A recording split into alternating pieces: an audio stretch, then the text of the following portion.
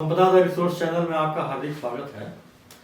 इस समय हम जनवरी माह में हैं और जनवरी माह में हमारी जो रबी की फसलें होती हैं ये फील्ड में हैं। इस समय मौसम में काफ़ी बदलाव होते हैं और मौसम के बदलाव का यानी कि टेम्परेचर बड़ी तेज़ी से गिरता है, कोहरा भी फसलों में आता है।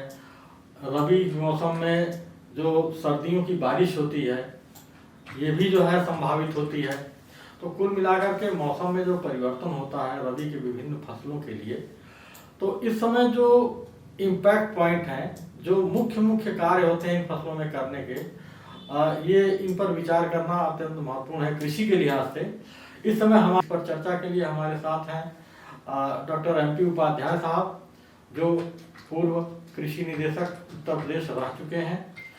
तो हम जानना चाहेंगे सर कि इस समय जो रबी मौसम की विभिन्न फसलें हैं, इन फसलों में कौन कौन से इम्पैक्ट पॉइंट हैं, कृपया हमारे किसानों को और हमारे दर्शकों को बताने का कष्ट करें।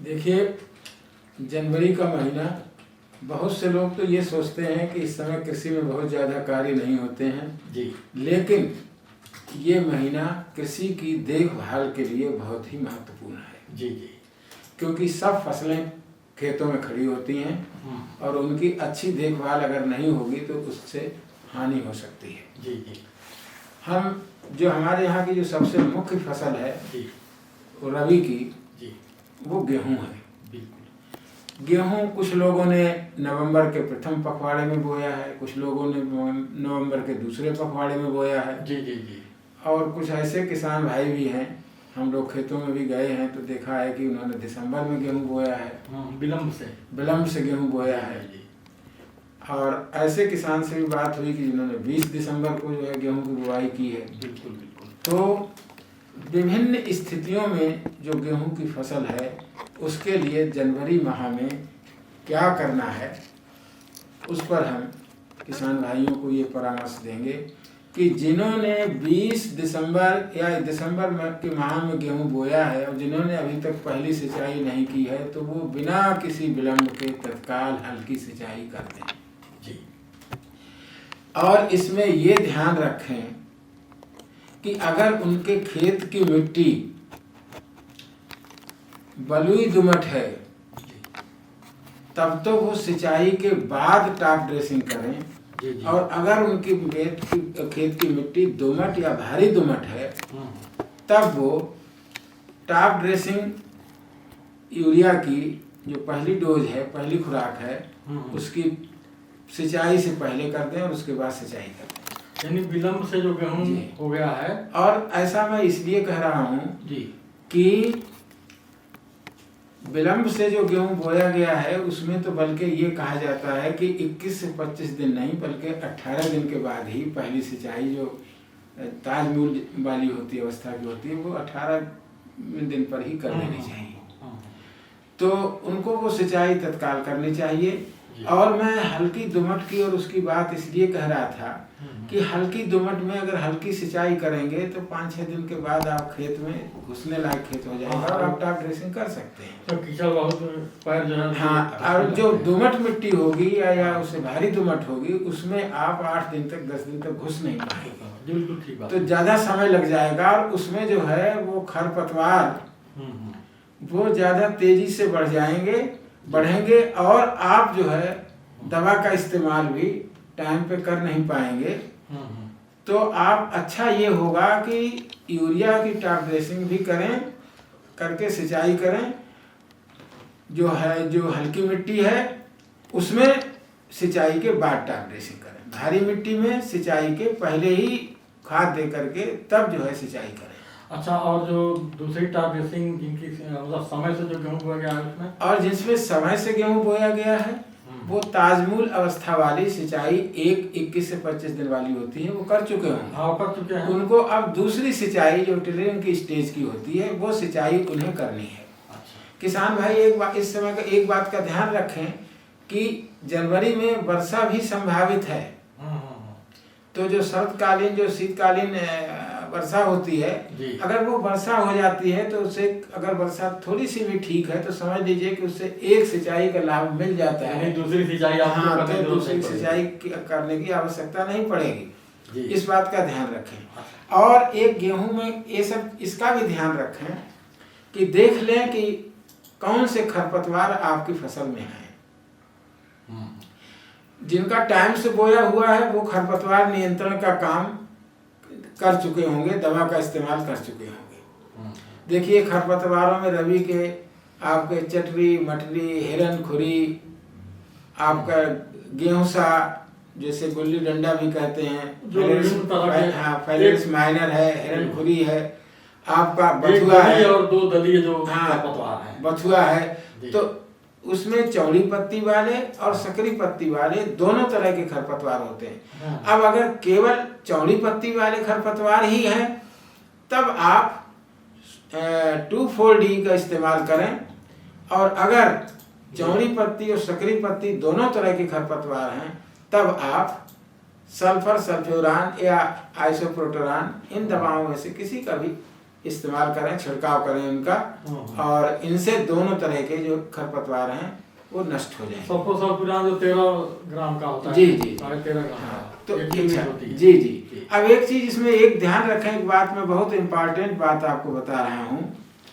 कि बथुआ और चौड़ी पत्ती वाले खरपतवारों को 2,4-D कंट्रोल कर लेती है, लेकिन ये ध्यान रहे कि इसका उपयोग गेहूं की बुवाई के 30 दिन के अंदर अंदर ही इस्तेमाल हो जाए। इसका प्रयोग 30 दिन के अंदर अंदर हो जाए। बिल्कुल ठीक बात। अगर इसके बाद करेंगे तो इसका दुष्प्रभाव गेहूं की आपकी जो मुख्य फसल है उस पर भी आएगा। एक तो ये नुकसान होगा। दूसरी चीज ये होगी कि जो बथुआ है उसकी भी डंडी बीच की जो है वो अगर कड़ी हो गई तो फिर बथुआ थोड़ा मुरझाएगा लेकिन मरेगा नहीं। तो उससे फिर आपकी दवा का भी नुकसान होगा। दवाएं कोई सस्ती नहीं है, उन पर पैसा लगता है, आपको छिड़काव का पैसा अलग से लगता है। और गेहूं की फसल पर यह प्रभाव पड़ता है कि उस समय तो नहीं दिखाई पड़ेगा, लेकिन जब बाल की अवस्था आएगी तो बाल टेढ़ी मेढ़ी और छितरी हुई होंगी और आपकी पैदावार कम होगी। 2,4-D का जो है उस समय से जी। अच्छा, एक चीज और है कि आपने देखा होगा कि गेहूं की फसल में चूहे भी बहुत लगते हैं। तो जो समय से बोई हुई है उसकी अवस्था तो उसमें गेहूं की फसल बड़ी बड़ी हो गई है और उसमें चूहे जो है बिल बनाना शुरू कर देते हैं। तो उसमें उनके लिए चूहा नियंत्रण का कार्यक्रम पूरे क्षेत्र में किसान भाई मिलकर के एक साथ करें, ताकि ऐसा ना हो कि एक जगह नियंत्रण करें दूसरी जगह भाग जाएं। तो उनको चूहा नियंत्रण का कार्यक्रम चला करके और उसको जो है वो नियंत्रण उसका करें। सर लेकिन ये चीज बताएं कि चूहा नियंत्रण जो क्या इस समय संभव है, क्योंकि खेत में फसलें हैं?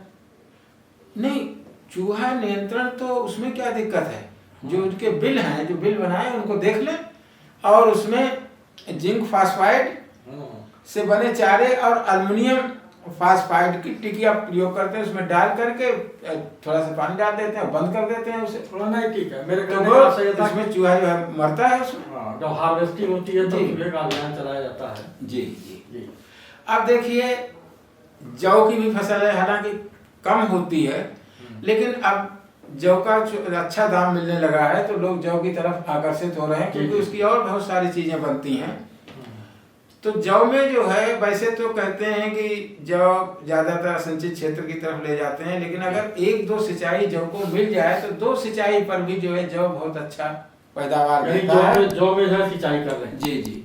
तो जौ में जो है 65 दिन से और के आसपास या 60 दिन के आसपास समझ लीजिए आप दूसरी सिंचाई कर दें तो आपको अच्छी पैदावार मिलेगी। और अगर अब तक नहीं की है सिंचाई तो एक सिंचाई जरूर कर दें, क्योंकि जब कम पानी में हो जाता है, लेकिन अगर उसको आवश्यकता अनुसार पानी मिलेगा, अगर आपके पास साधन है तो उसकी पैदावार भी बढ़ी हुई मिलेगी। बिल्कुल बिल्कुल ठीक बात है सर। इस समय एक चीज ये कहना चाहेंगे, ये जो चना मटर जो दलहनी फसलें हैं इस समय फील्ड में है, तो इनमें जो है क्या सावधानियां इसकी? देखिए चने की बात यह है, चना में भी यूं तो चना की बुवाई अक्टूबर के लास्ट वीक में अवश्य कर देनी चाहिए। हाँ, इम्पैक्ट पॉइंट जनवरी के लिए इसमें क्या करना है? अच्छा, अब जनवरी के लिए है कि चने में ये ध्यान रखना चाहिए कि किस स्टेज पर है। हाँ। और चने की सिंचाई की बात यह है कि चने में हमेशा ये ध्यान रखिए कि पहले ही बुवाई के समय ये देख लीजिए कि चना में अगर खेत में नमी कम है तो एक हल्का पलेवा करके ही चना बोना चाहिए था, लेकिन अब तो जो कुछ बोना है बो चुके होंगे। और अब नमी की अगर कमी है, नमी की अगर कमी है तो ये ध्यान रखिएगा कि फूल आने से पहले जी, फूल आने से पहले ही हल्की सिंचाई हो जाए। और इस हल्की सिंचाई का तात्पर्य हमारे ये है कि पानी चलता चलता हुआ हल्का हल्का लग जाए। हाँ। और कहीं पर भी पानी रुके नहीं, भरे नहीं, जमने ना पाए। अगर चने के खेत में पानी रुका, भरा रहा, भर गया कहीं, हाँ, तो वो बजाय नुकसान के मतलब फायदे के नुकसान करेगा। सर मटर में सर क्या करें? तो बड़ी सावधानी बरतनी चाहिए। तो अच्छी तरह से ध्यान से सुन लें कि फूल आने के पहले ही चना में अगर जरूरत है तो सिंचाई करें। और जब चने में फूल आ जाता है, गगन मगन फूल खिले होते हैं, उस समय किसी भी हालत में चने में सिंचाई नहीं की जाती, वरना फ्लावर जो है उसके फूल ड्रॉप हो जाएंगे और बहुत क्षति हो जाएगी चने। अच्छा सर, जनवरी में ये चने में जो खुटाई होती है तो दैट इज वेरी इंपॉर्टेंट। अब देखिए, जो चने में हालांकि खुटाई तो ये पहले हो जानी चाहिए, लेकिन अगर कुछ ऐसी प्रजातियां आ गई हैं जिन्हें नवंबर में भी बो देते हैं तो भी पैदावार मिल जाती है। जी। तो उसमें जो है, उसमें भी दिसंबर में जो है खुटाई कर देनी चाहिए। हाँ। अब खुटाई का टाइम तो इस समय तो खुटाई का टाइम नहीं है, खुटाई का टाइम निकल गया है। हाँ। अब तो यही देखना है कि चने पर किसी प्रकार का अगर कोई बीमारी या कोई इंसेक्ट दिखाई देगा तो उसके लिए सतर्क रहें, तो उसका उपयोग करेंगे। और सिंचाई इस समय सोचने की है कि अगर नमी की कमी होगी तो ये ध्यान रखिएगा कि फूल आने से पहले हल्की सिंचाई कर दें, और फिर इसके बाद जिस समय दाना भर रहा हो तब हल्की सिंचाई कर सकते हैं। तो मेरा कहने का मतलब ये है कि जिनके किसानों पे फूल आने लगा है, जिनके चने में जिन्होंने समय से बोया होगा, आगे अगेता बोया होगा, उसमें फूल आ रहा होगा। तो जिस पे फूल आ रहा है उस पे अभी सिंचाई ना करें। नमी अगर की कमी महसूस होती है तो जब फूल आ जाए और इसके बाद फलियां बन जाएं, जब दाने भरने की अवस्था हो तब हल्की सिंचाई करें। अच्छा सर, मटर में इस समय क्या करें जनवरी में? अच्छा, मटर में ये है कि देखिए, मटर में और चने में अंतर है। मटर में जब फूल आने को है, एक आध कली बनी है, तो उस समय हल्की सिंचाई मटर में करनी चाहिए। फूल आने के बाद करनी चाहिए। फूल आना शुरू हो रहा है तब करना चाहिए, और उसमें फूल आ जाए तो उसके बाद करना चाहिए। ठीक बात है। अच्छा, दूसरी चीज है कि ये देखिए, चना जो है वो दुमट से मटियार दुमट में अच्छा होता है और मटर रेतीली दुमट में अच्छी होती है। तो वो उसका अंतर होता है। अब राई सरसों है, इसके लिए बड़ा महत्वपूर्ण समय है। इस समय सरसों में एक सिंचाई तो आपने पहले वाली तो हर हालत में हर किसी ने कर ली होगी कि जो 30-35 दिन पे की जाती है। हाँ। तो अब दूसरी सिंचाई का टाइम जो है, जो उस समय ये होता है कि फलियां जिस समय आ रही हैं या दाना भरने की स्थिति आती है, तब दूसरी सिंचाई दाना भरने की अवस्था, यानी जनवरी में सिंचाई जो है दूसरी का। हाँ, अगर आपने समय से बोई है सरसों तो उसमें फलियों में दाना भरना शुरू हो जाएगा। जी। तो आपको दूसरे पखवाड़े में अवश्य ही उसमें से हल्की सिंचाई करनी पड़ेगी। अच्छा, अब इसमें इस पीरियड में बदली भी होगी, बूंदाबांदी भी होगी, नमी भी होगी, बीच में धूप निकलेगी, तापमान भी बढ़ेगा। तो इसमें जो है आपको देखिए सफेद गेरुई भी लगेगी, जिसे व्हाइट रस्ट कहते हैं। और इसके साथ ही साथ माहू का भी अटैक होगा, विलम्ब से जो सरसों है। हाँ, तो इनमें जो है आपको इनके दोनों के लिए आपको दवाओं का प्रयोग करना होगा। जो सफेद गेरुई है उसके लिए आप फंजीसाइड का प्रयोग करेंगे जी। और ऐसे ही जो आपका माहू है उसके लिए आप कीटनाशक का प्रयोग करेंगे। अब इसमें यह है कि 1 लीटर 800 लीटर पानी में घुमा करके मिला करके 30% ईसी की जो डाई मेथोएट दवा है उसका प्रयोग करेंगे और उससे छिड़काव कर देंगे तो माहों के नियंत्रण के लिए। हाँ, तो ये माहों का कंट्रोल हो जाएगा। जी जी जी। अच्छा, एक चीज और है, इसी तरीके से मटर में भी जो पाउडरी मिल्ड्यू लगती है वो भी फफूंदी की बीमारी है। हाँ हाँ। उसके लिए आप गंधक 80% का उसका भी उपयोग कर सकते हैं।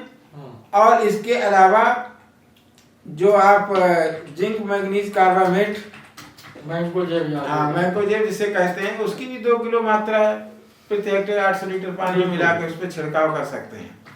तो इस तरीके से आपको मटर में भी इसका बचाव करना चाहिए। कृषि की जो फसलें हैं उनमें इस समय ये जो विभिन्न कार्य हैं, गेहूं में, चना, मटर और सरसों में, ये तो करें। अच्छा नहीं, अभी देखिए, अब बहुत सारे लोग जो है जी शरदकालीन मक्का भी करने लगे। हाँ, शरदकालीन मक्का बोलते हैं। तो मक्का में जो है वो निराई गिराई और जो है आपका दूसरी, लेकिन सर इस समय मक्का की फसल जो है रुक जाती है, उसकी बढ़वार जो रबी मक्का है, सर्दी जब पड़ती है तो उसका जो है बढ़वार रुक जाती है। हाँ, बढ़वार रुक जाती है। हाँ, जैसे टेम्परेचर बढ़ेगा तो इसके बाद फिर तेजी से उसकी बढ़वार शुरू होगी। जी जी जी। तो इसकी जो दूसरी सिंचाई है 50-60 दिन पे। हाँ। और तीसरी सिंचाई 75 से 80 दिन पे मक्का में कर देनी चाहिए। रबी मक्का क्योंकि इसके लिए समय ज्यादा मिल जाता है। हाँ। तो इसकी पैदावार बहुत अच्छी होती है, बहुत अच्छी होती है। अच्छा, इसमें चारे की जो बरसीम फसल होती है ये भी है। चारे की बरसीम की फसल में तो ये है कि कटाई करें, 20-25 दिन पे सिंचाई करते जाएं और कटाई के बाद जो है हल्की सी टॉप ड्रेसिंग करते जाएं, जल्दी जल्दी चारा आता रहेगा। और सबसे आखिर में जा करके उधर कटाई बंद कर दें तो उससे बरसीम का थोड़ा बीज भी बना लें। तो ठीक है, ये तो आपने जो है ये इन फसलों के बारे में बताया। अब जो अन्य जो महत्वपूर्ण फसलें जो है, सब्जियां भी हैं और अन्य जो चीजें होती हैं उनके बारे में भी